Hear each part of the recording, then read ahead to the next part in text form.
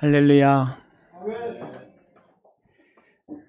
여러분, 우리 성가대 우리 권사님 위해서 기도 많이 해주세요.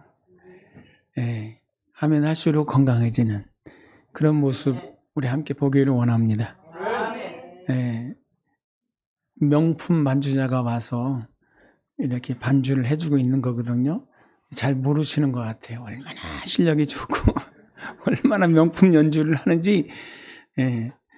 우리 항상 감사하는 마음으로 우리 호산나 성가대의 찬양 함께 들어주셨으면 감사하겠습니다.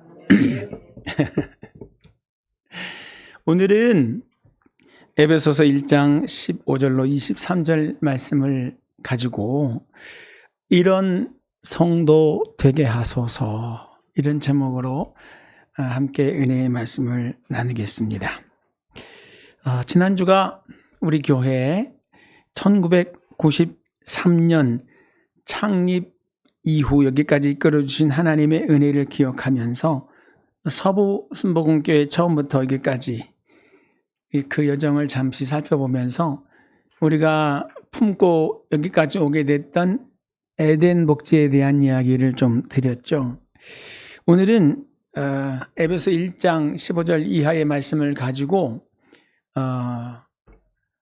로마 감옥에 투옥 중이던 사도 바울이 에베소에 있는 교회를 위해서 서신을 쓰게 된 동기, 그러면서 그들을 위하여 기도하게 되는 그 내용들을 이렇게 하나하나 살펴볼 텐데요. 전체 내용이 뭐냐면 바울이 하나님, 에베소 교회 성도님들이 이런 성도 되게 해주세요 한 건데, 저는 이 본문을 가지고 우리가 이런 성도 되게 해주세요. 하나님, 나도 그런 모습이기를 원하고 나도 그런 복 받기 원한다는 이런 내용으로 받아주셨으면 감사하겠습니다.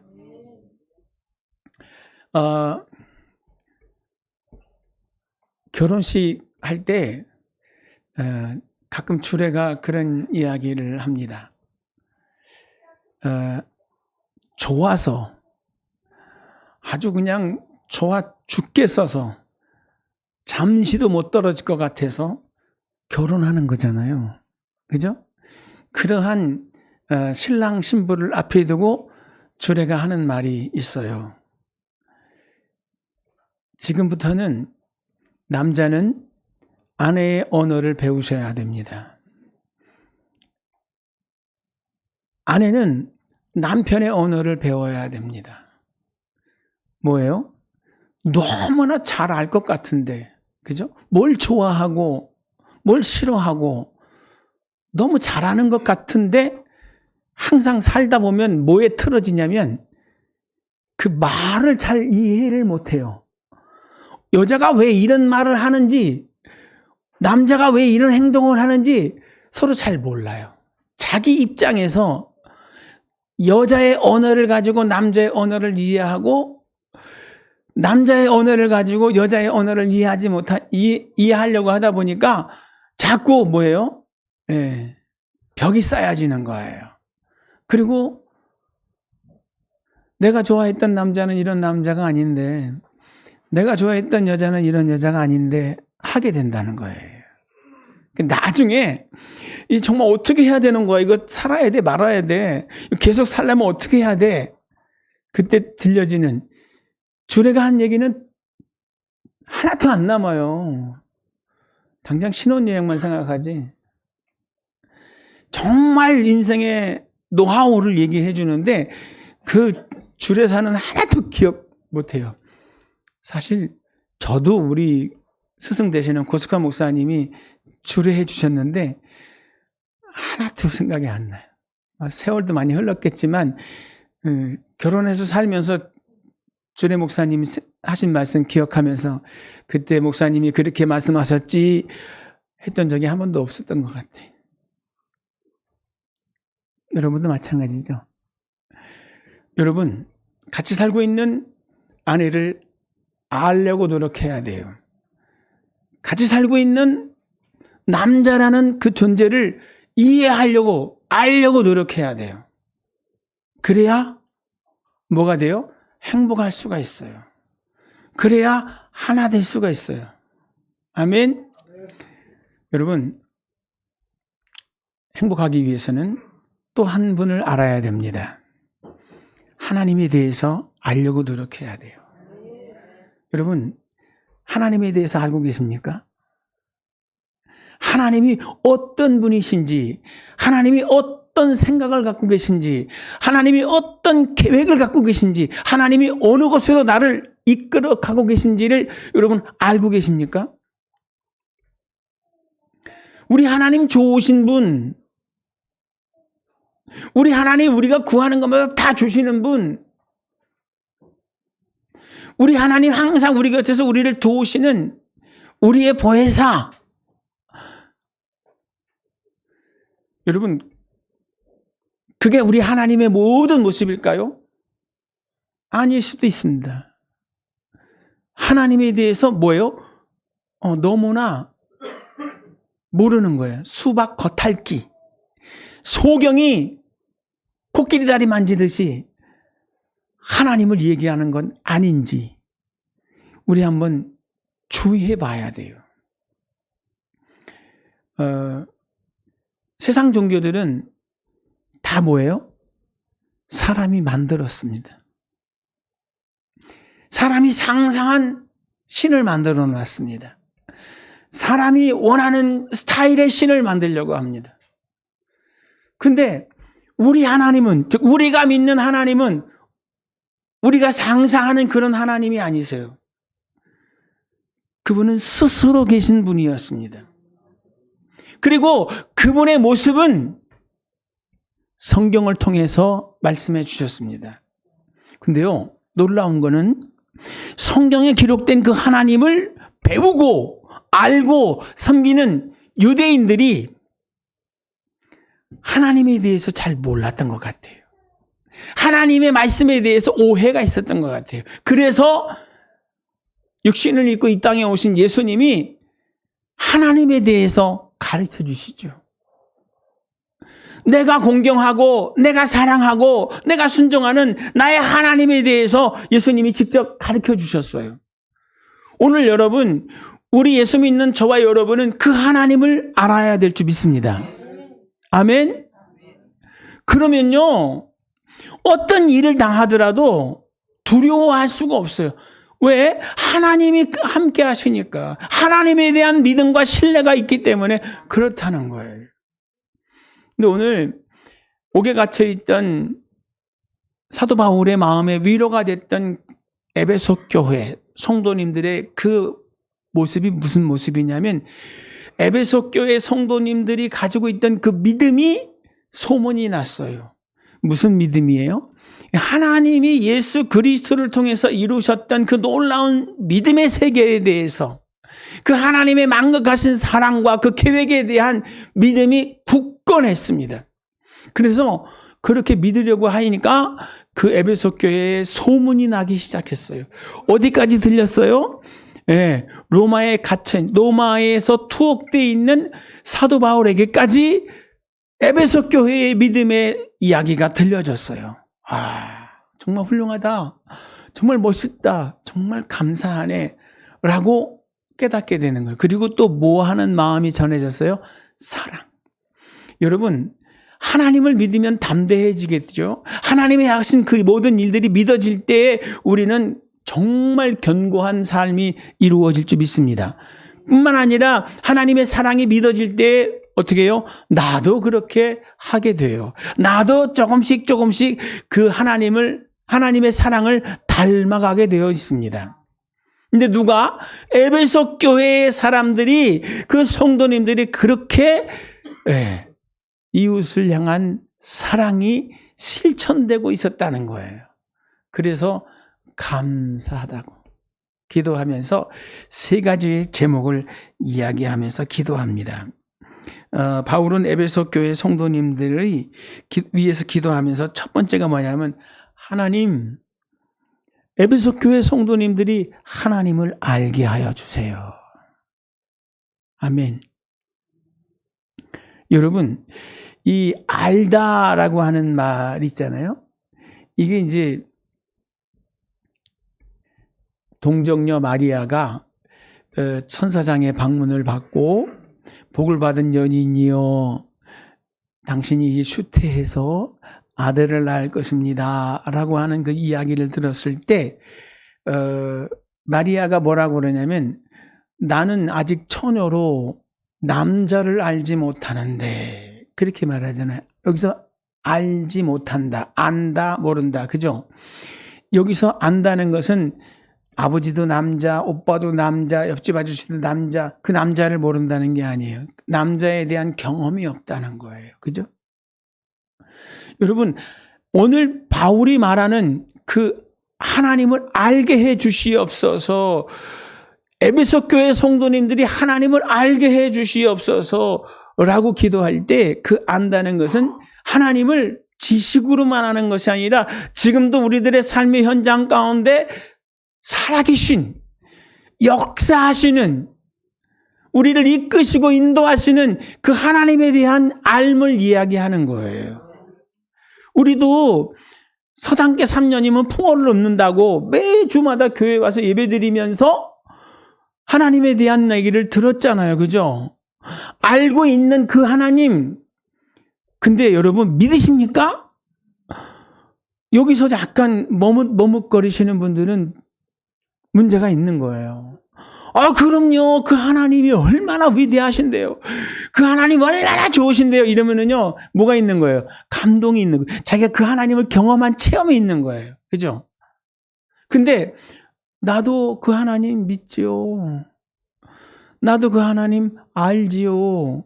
그러나 그 하나님이 어때요? 희미한 거예요. 문제가 생기면 분명히 하나님이 개입하시고, 내가 어떤 간절한 소원을 가지고 기도할 때 그 소원이 하나님의 마음이 딱 맞으면 하나님이 놀라운 역사를 이루실 것이라는 그 믿음과 기대가 있어야 되는데, 그게 아니라 하나님이 도와주셨으면 얼마나 좋을까. 하나님하고 나랑 아무 상관도 없는 것 같아. 그런데 가끔 하나님 나 좀 도와주세요. 아유, 그랬더니 세상에 하나님 날 좀 도와준 거 있지? 세상에 이렇게 은혜가 있을까?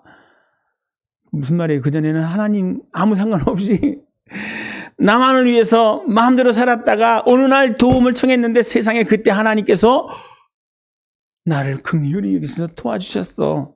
지금 어때요?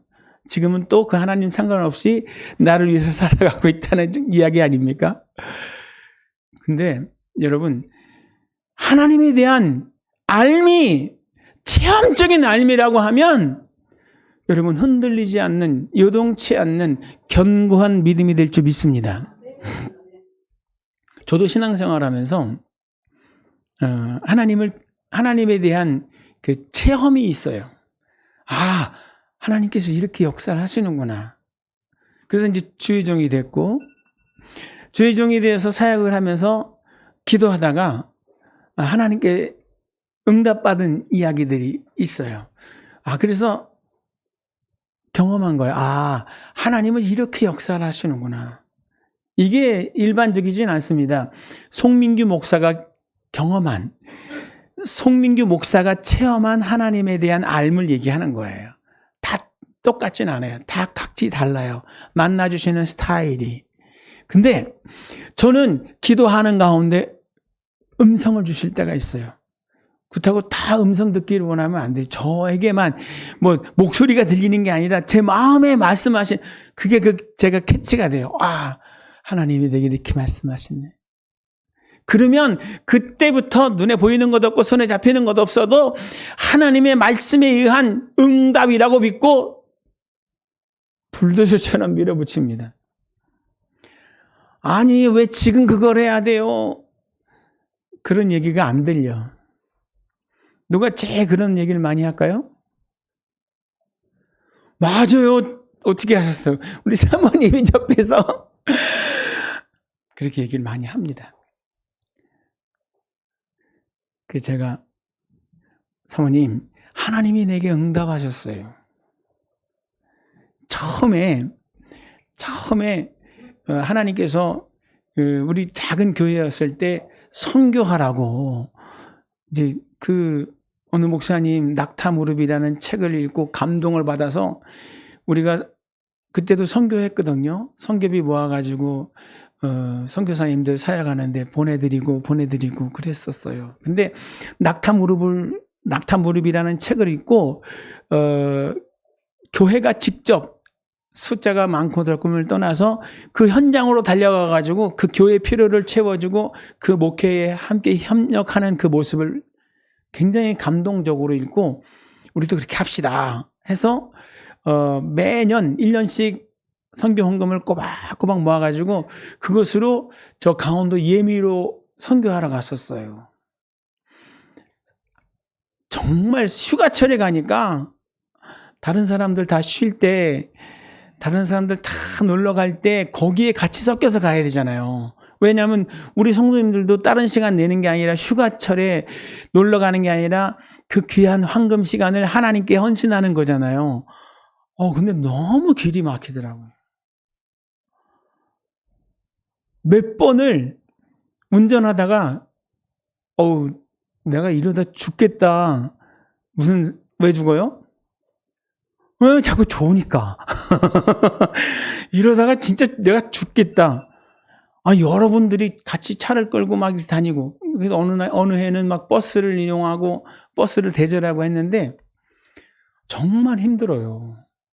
그랬는데 하나님이 그 해에 4년 차 되는 해에 제게 응답을 주셨어요.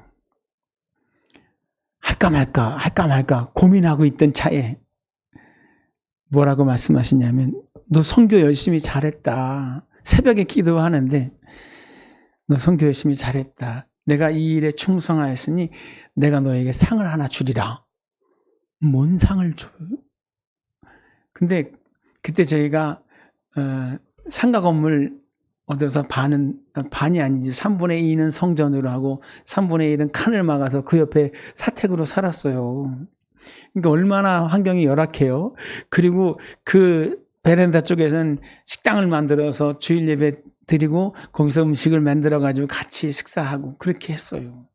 근데 하나님께서 저한테 사택을 주신다고 약속하는 거예요. 그래서 그 얘기 듣자마자 아멘 하고 제가 방으로 뛰어들어갔어요. 사모님이 저보다 기도가 짧겠죠? 마치고 들어가서 자고 있는데 제가 깨웠어요. 사모님, 하나님이 우리 사택 주신대. 자다가 봉창 두드리는데 뭔 소리야. 기도하는데 하나님께서 성경 열심히 하면 우리한테 사택을 주신다는데. 저는 너무나 감동적으로 받은 응답인데 사모님은 자다가 듣는 봉창 두드리는 소리를 들었어요. 그 다음부터 제가 집을 보러 다녔습니다. 사모님, 우리 살 집이니까 같이 보러 갑시다. 가가지고 흥정을 하고 이건 어떻고 저건 어떻고 하는데 옆에서 막 자불안석이에요. 살 것도 아니면서 돈도 없으면서 이렇게 자꾸 흥정을 한다고. 우리 사모님이 새 가슴이거든요. 아니 왜 그러냐고. 난 안 간다고. 아니야, 하나님이 분명히 주신다고 약속했으니까 가봐. 당신이 결정하는 대로 갈 거야. 결론은 뭐예요? 결론은 과정이 우여곡절이 있었는데 결론은 하나님이 우리에게 장막을 주시더라고요. 우리가 모아둔 어떻게 돈이 있어서 된 게 아니라 하나님이 하시는 거예요. 그래서 어느 누가 봐도 누가요? 하나님이 하셨습니다. 이렇게 시인할 수 있도록 그렇게 하나님 역사를 하시더라고요. 두 번째는 에덴 하면서 기도하고 있었는데 그때 우리 교회가 열악했어요. 월세 50만 원을 내는 상가에 임대해서 있는데 그 성전이 차질 않았어요. 근데 우리가 기도하기를, 근데 그때 저만 혼자 기도한 건 아니겠죠? 다 같이 기도하기를 뭐라고 기도했냐면, 하나님, 우리가 에덴 복지 감당할 수 있는 큰 건물을 주세요. 몇 평짜리를 달라는 줄 아세요? 이 동네에서 제일 큰 거 주세요. 그래서 몇 평짜리로 갔냐면 100평짜리로 갔습니다. 그때 얘기할 때 많은 분들이 그랬어요. 여기도 못 채우는데, 여기 월세도 힘든데 어디 100평 가면 어떡하려고 그래요, 목사님. 그런데 그렇게 기도하면서 하나님이 응답하시고 역사하셔서 우리 모든 과정을 겪으면서 뭐라 그랬어요? 하나님이 하셨습니다. 저는 그렇게 체험이 있어요. 그래서 기도하다가 그런 확신이 들면 하나님이 응답하시는구나. 마치 엘리야가 그 지중해에서 손바닥만한 구름을 보고도 하나님이 하신다고, 그리고 아하방 앞으로 뛰어갔던 것처럼 저 개인적으로는 하나님 앞에 그런 신앙의 체험, 하나님에 대한 알미 있습니다. 우리도 기도하면서 그렇게 하나님에 대한 체험 간직할 수 있게 되시기를 주님의 이름으로 부탁을 드립니다. 아멘. 그러면 우리가 어떻게 하면 하나님을 알 수 있을까요? 바울이 말합니다. 지혜가 있어야 된다고. 지혜의 영을 주셔야 된다고. 여러분, 하나님은 지식을 구하지 않았습니다. 항상 하나님은 지식을 말하지 아니하고 지혜를 말했어요. 우리나라의 큰 기업을 이룬 사람들이 많이 배우고 똑똑한 사람들이 아니라는 거 아시죠? 아주 대표적인 분이 한 분 있어요. 누구죠? 현대의 정주영 회장님. 초등학교 학벌을 가지고 그 엄청난 대기업을 이뤘습니다. 지금도 그 자자손손이 그 기업을 이루어요. 한국 경제의 한 축을 담당하고 있지 않습니까? 근데 그분은 지식이 없었어요. 근데 뭐가 있었어요? 지혜가 있었어요. 그 지식은 뭐냐면 뭐에 대한 원리를 아는 거예요. 근데 지혜는 뭐예요? 그 원리를 활용해서 뭔가를 이루어내는 거예요. 근데 하나님께서는 항상 말씀하시기를 지혜가 부족하거든 꾸짖지 않고 후히 주시는 하나님께 구하라. 그래야면 주실 것이라고 야고보서 1장 5절에 말씀하셨어요. 거기만 말씀하신 게 아니에요. 또 이어서 뭐라 그랬냐면 야고보서 3장 17절에는 위로부터 난 지혜는 첫째는 성결하고 다음은 화평하고 관용하고 양순하며 긍휼과 선한 열매가 가득하고 편벽과 거짓이 없나니. 즉 하나님이 원하시는 지혜자의 삶까지도 말씀해 주셨어요. 공부해가지고 얻는 게 아니에요. 하나님이 주시는 지혜, 하나님이 주시는 그 깨달음, 이것 가지고 하나님을 알라고 말씀하시는 줄 믿습니다. 절에서 불교를 연구하는 스님들도 성경을 본다는 거 아세요? 모든 스님이 다 보는 건 아니는데 기독교를 연구하기 위해서 성경을 읽어요. 근데 그분들은 그 성경을 읽으면서 뭘 아냐면 이스라엘의 역사를 아는 거죠. 거기서 그들이 믿는 여호와라고 하는 하나님이 어떻게 하신 거에 대한 역사적인 근거를 아는 거예요. 근데 그거를 읽으면서 정말 우리 하나님이 살아계시는구나. 나도 이제 이 하나님을 믿어야 되겠다. 이러고 온 스님이 계신가요? 안 된다니까요. 뭐가 돼야 돼요? 하나님이 지혜를 주셔야 돼요. 그 말씀의 깨달음을, 그 말씀의 그 깊은 생명력을 알 수 있는 지혜를 하나님이 주셔야 된다는 거예요. 근데 바울은 에베소 교회 성도님들을 위해서 기도하기를 뭐라고요? 하나님, 에베소 교회 성도님들은 하나님을 알 수 있는 지혜, 하나님에 대해서 이제까지 배워서 알았던 그 지식이 이제는 힘이 될 수 있는, 능력이 될 수 있는 지혜를 더해달라고 기도했어요. 우리도 그렇게 기도하시기를 바라요. 많이 들었잖아요. 많이 알잖아요. 그런데 들어서 알았던 그 살아계신 하나님을 내 삶의 현장 가운데서 내가 직접 보고 그분과 함께 연합해서 더 능력 있는 역사하는 믿음의 선진들과 같은 삶을 여러분이 꾸려갈 수 있게 되시기를 주님의 이름으로 축복합니다. 두 번째 기도한 내용이 뭔지 아세요? 하나님, 저들이 하나님을 알기 위해서는 계시의 영이 있어야 됩니다. 계시의 영, 계시라는 말이 뭐냐면 덮여있던 것. 여러분 여기 수건이 있죠? 근데 여기 타종이 있어요. 너무 아시는 거지만 안 보이시죠? 이 안에 뭐가 있는 거 모른다 생각해 보세요. 타종에다가 수건을 씌웠지만 제가 여기 나올 때 이렇게 보여지지 않고 그냥 딱 해가지고 이렇게 나오고 여기 안에 뭐 있는지 아세요? 여기 물어보면 여러분이 뭐라 그래요? 모르죠. 이건 이런 거예요. 이건 이런 거예요. 이건 이런 거예요. 제가 설명을 해도 잘 몰라요. 모르는 걸 설명하니까. 근데 이런 거예요. 이런 거예요. 이러면은 금방 알잖아요. 이게 수건에 덮여 있던 것을 걷어내서 보여주는 걸 뭐라 그래요? 계시라 그래요. 성경에 말씀이 기록되어 있잖아요. 그것을 읽어서 알아요. 근데 도대체 이게 무슨 내용인지 잘 모르거든요. 하나님을 그 말씀으로 다 모르잖아요.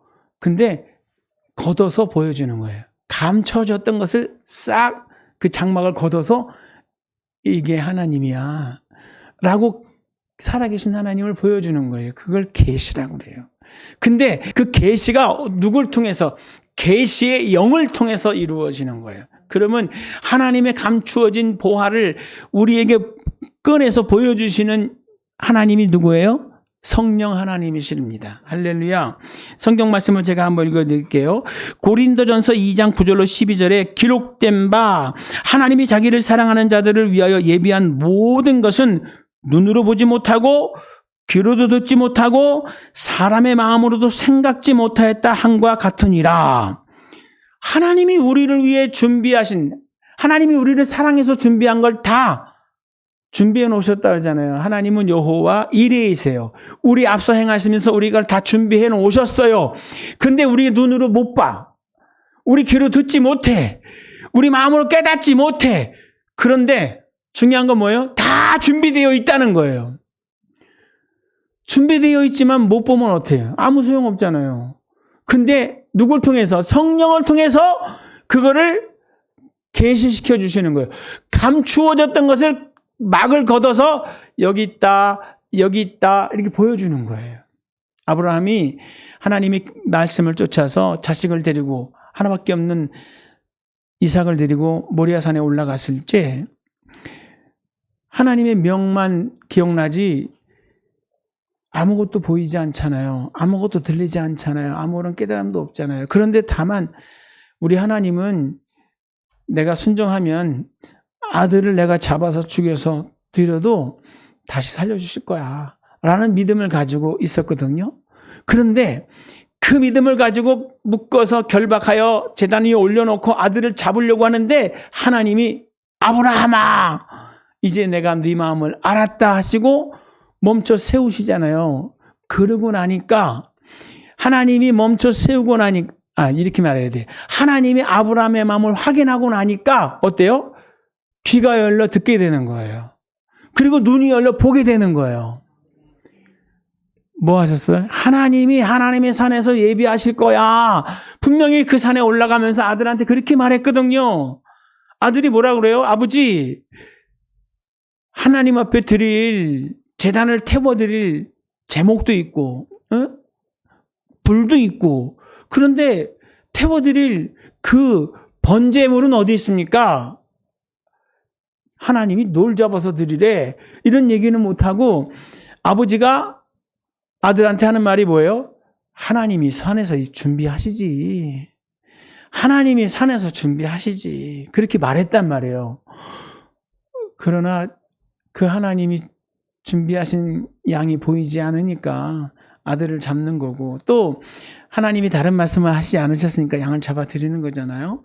그런데 그때 하나님이 멈춰 세우시고 그러니까 귀가 열려서 듣게 되고 눈이 열려 보게 되고 마음으로 깨닫는 거예요. 아, 하나님이 산에서 예비하신다고 믿었는데 정말 예비하셨구나. 그래서 그 양을 잡아다가 각을 떠서 하나님께 제단을 드리는 거예요. 여러분, 성령께서 오늘 다시 한번 읽어드릴게요.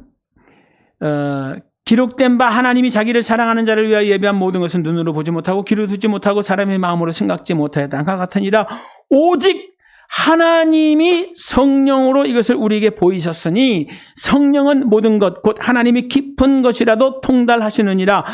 사람의 사정을 사람 속에 있는 영 외에 누가 알리요? 이와 같이 하나님의 사정도 하나님의 영 외에는 아무도 알지 못하느니라. 우리가 세상의 영을 받지 아니하고 오직 하나님께로 온 영을 받았으니 이는 우리로 하여금 하나님께서 우리에게 은혜로 주신 것들을 알게 하려 하심이라. 그래서 기도하면서 구해야 돼요. 성령님, 하나님이 우리를 위해 예비하신 것, 나에게 하나님이 어떤 하나님이라는 것, 이런저런 일을 만나지만 그 일을 통해서 하나님이 이루실 선이 뭔지 그것도 다 모르거든요. 성령을 통해서 가르쳐 주세요 라고 기도하라는 거예요. 그러면 하나님께서 계시의 영을 주사 우리에게 그걸 깨달음을 주신답니다. 그래서 그게 깨달아지고 나면 뭐라고 찬양해요? 왜 나만 겪는 고난이냐고 불평하지 마세요. 고난의 뒤편에 있는 주님이 주실 축복 미리 보면서 감사하세요. 이렇게 되는 거예요. 그게 깨달아지지 않으면, 그게 보여지지 않으면, 그게 들려지지 않으면 왜 나만 맨날 이러는데, 그게 깨달아지는 그 순간에는 그 고난이 고난으로 끝나는 게 아니라 고난의 뒤편에 있는 하나님이 주실 축복이 있다라고 믿고 오히려 더 감사하고 감격하는 은혜가 되는 줄 믿습니다. 셋째로 뭘 기도하냐면 하나님을 아는 지식을 가지려면 마음의 눈이 밝아져야 된답니다. 18절 너희 마음의 눈을 밝히사 그의 부르심의 소망이 무엇이며 성도 안에서 그 기업의 영광의 풍성이 무엇이며 라고 말을 해요.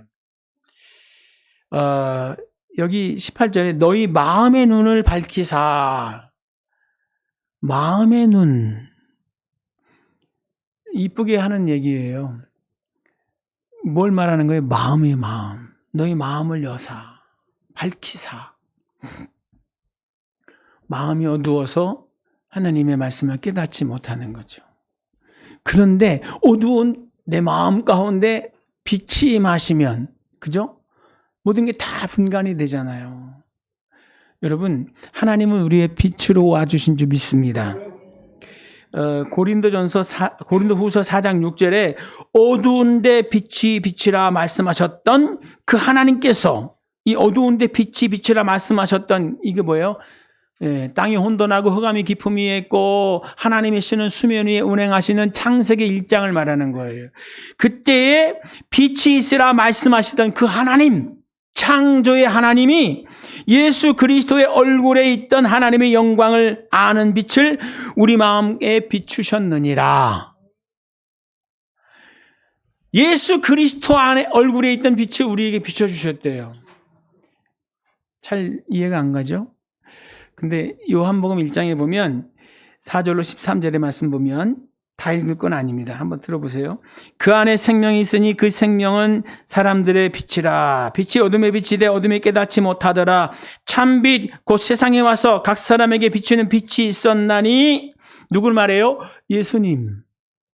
예수님은 우리의 빛이십니다. 생명이십니다. 그런데 이어지는 말씀에 보면 뭐라고 그래요? 자기 땅에 오며 자기 백성이 영접하지 아니하였으나 영접하는 자 곧 그 이름을 믿는 자들에게는 뭘 영접해요? 빛으로 오신 그 예수님을 영접하는 자들에게는 하나님의 자녀가 되는 권세를 주셨으니. 뭐 하면 자녀가 되는 거예요? 빛 대신 주님을 내 마음에 모셔드리면. 그러면 내 마음에 뭐가 임한 거예요? 빛이 임한 거잖아요. 빛이 임한 내 마음에 뭐가 없어요? 어둠이 없죠. 밤에는 뭐가 뭔지 분간이 잘 안 가요. 누가 뭐라고 해도 누구야? 이렇게 물어봐야 되잖아요. 그죠? 낮에는 다 보니까, 다 들으니까 바로 확인이 되니까 의심할 일이 없죠. 마찬가지로 하나님의 영광의 빛이 우리 마음 가운데 임하실 때 우리 하나님을 더 정확하게 알게 되는 줄 믿습니다. 아멘.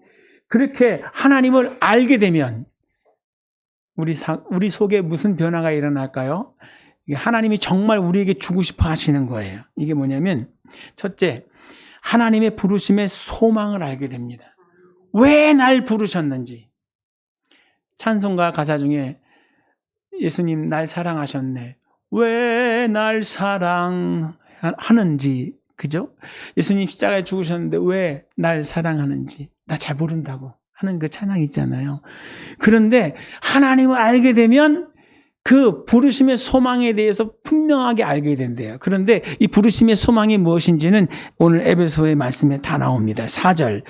우리가 하나님 앞에서 거룩하고 흠이 없이 사랑 안에 영원히 살게 될 것이라는 소망이 있어요.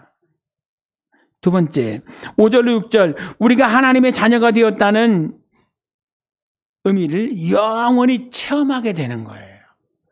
이게 하나님의 부르심의 소망입니다. 또 한 가지, 우리가 영원한 구속과 죄사함을 체험하게 될 것이라는 말씀 7절에 있습니다. 8절에 우리가 하나님의 지혜와 총명을 소유하게 될 것이라는 것 말씀해 주십니다. 그리고 9절로 10절에는 우리가 더 이상 나누지 않고 오직 그리스도 안에서 화평과 통일만 있는 완전한 하나님 나라에 살게 될 것이라는 그 소원을 주셨어요. 근데 이 말씀 읽으면서 안타까운 거는 우리가 늘 하나님께 나와서 예배드리고 간절한 마음 가운데 소원하는 제목을 보면 이 땅의 것을 구하는 거예요? 아니면 하늘의 것을 구하는 거예요? 네? 우리가 하나님을 아는 사람이 됐잖아요? 그러면 나를 왜 부르셨는지 그 부르심의 소망을 알게 됐잖아요? 그러면 우리는 뭘 위해서 기도해야 돼요?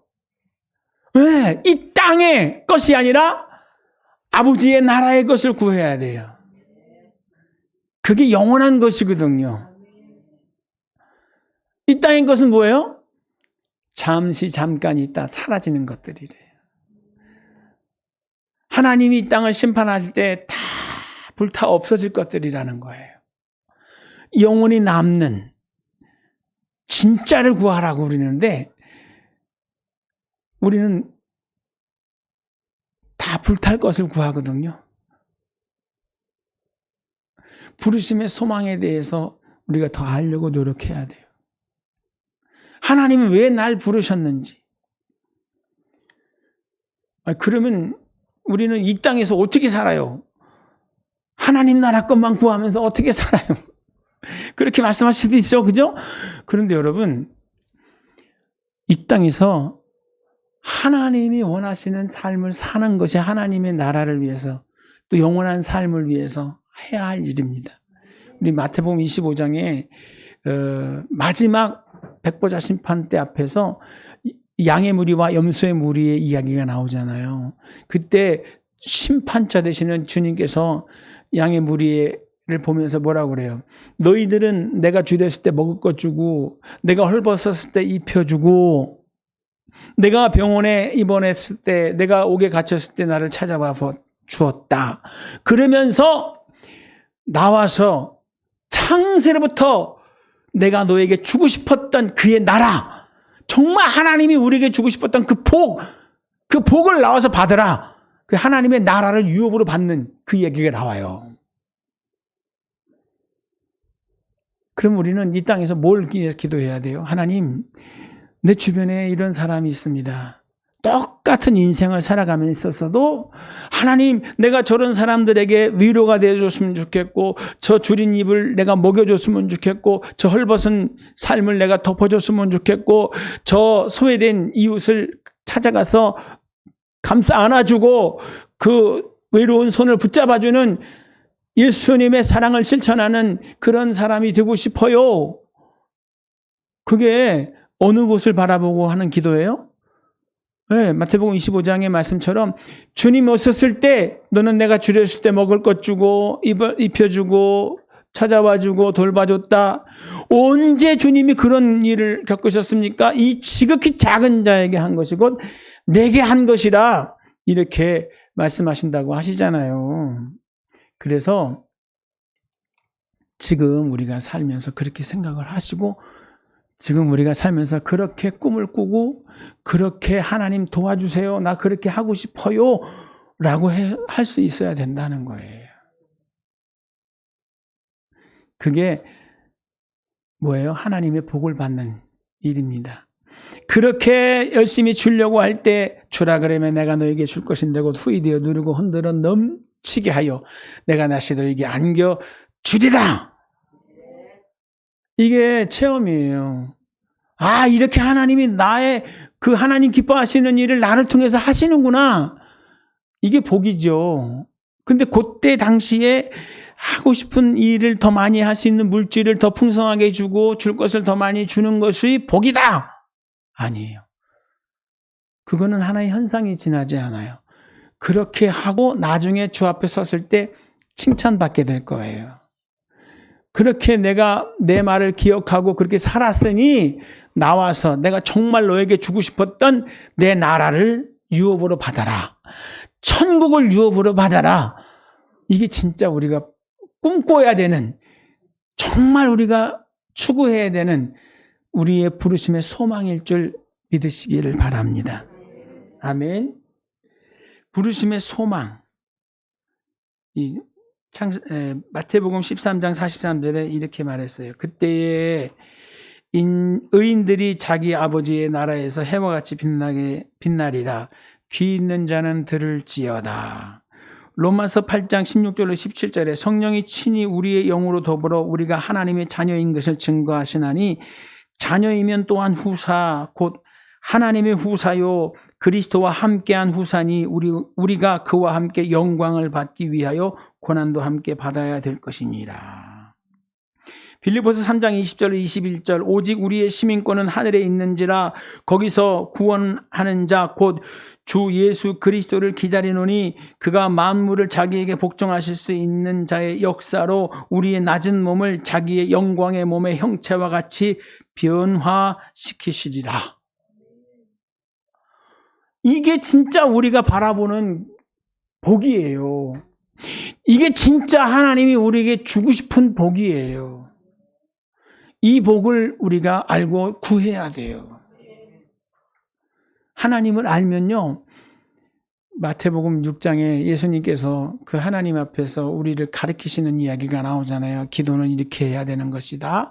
무엇은 이렇게 해라 하는데 거기서 이런 말을 해요. 무엇을 먹을까 무엇을 입을까 이런 건 구하지 마라. 하나님 믿는 사람은 그걸 구하는 게 아니라는 거예요.